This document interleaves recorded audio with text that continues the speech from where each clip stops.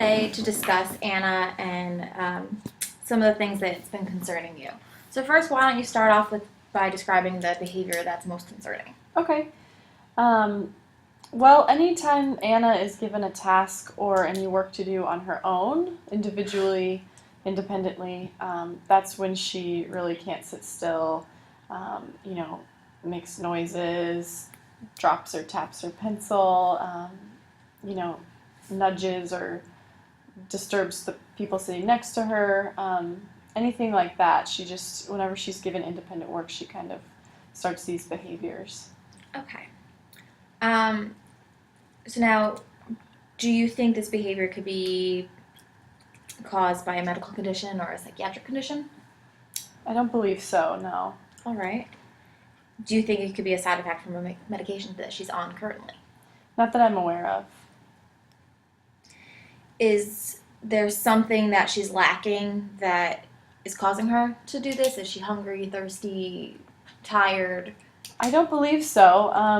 From what I observe, she does this at any time during the day, even if it's been right after, breakfast or a snack or lunch.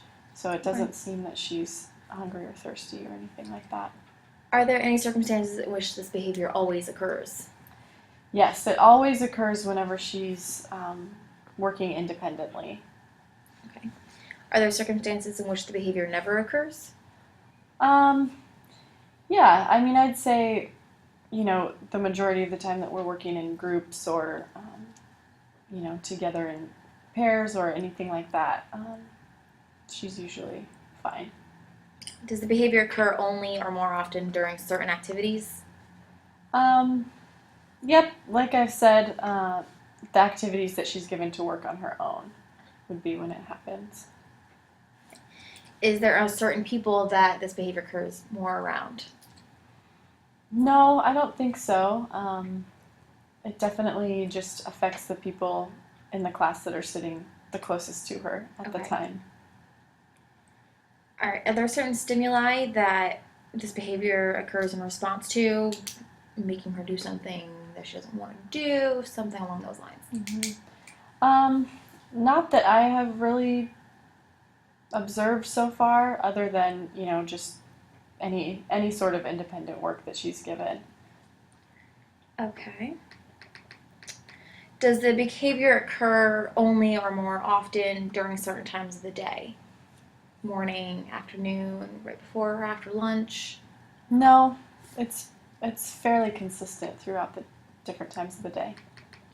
All right, I'm just going to go over certain skills that she should have at this age. Just let me know if you think that this could be part of it.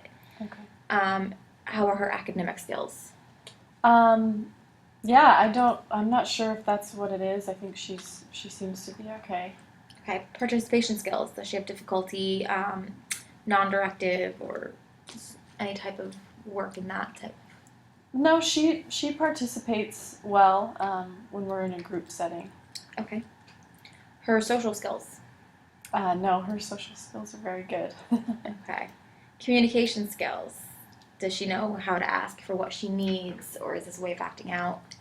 um, again, it just depends. When she's given independent work, it seems like all of these things kind of fall away. But when we're in a group or she's working with a partner or something, they seem okay. Organizational skills. I think she's okay there. Her self-regulation skills. I'm not sure. With these deal with more staying on task, completing her assignments. Mm-hmm. Well, that would be definitely one that she's struggling in when she's working independently. Yep. Her motor skills. I think she's okay there. Functional skills. She can, with her daily activities, she's okay with that. Mm-hmm. For the most part. Okay. How are her play skills? How does she engage with her peers during any leisurely time? Yeah, she engages with her peers well. Okay. So now we're going to talk about some of the consequences that happen. The consequence that you normally do in a certain situation, what would your first reaction be? Well, it usually builds up a little bit depending on, the situation. But, a recent example was when we were in a story time and she was asked to answer some questions on her own. She kept disturbing and couldn't sit still and threw her pen. And so I asked her to sit, outside of the circle. Okay. So remove her from the peers. All right. Okay. Now, do you think she's trying to get your attention, or is she trying to get attention from the other students? I think both, probably. Okay. Does this behavior allow her to postpone or avoid or escape the task that she wants to do? Yes and no. I mean, at the time it does, but usually, I'll follow up with her and have her complete it. Okay. Does the behavior provide stimulation as an alternative to the student's lack of active engagement in activities? No. Okay. All right. So now that we have all this information, our next step will be I'll come into the classroom, I'll watch her, I'll take notes about her activities and the type of behavior she's engaging in, and then we'll come up with an intervention and we will work from there. Okay, great. Thank you.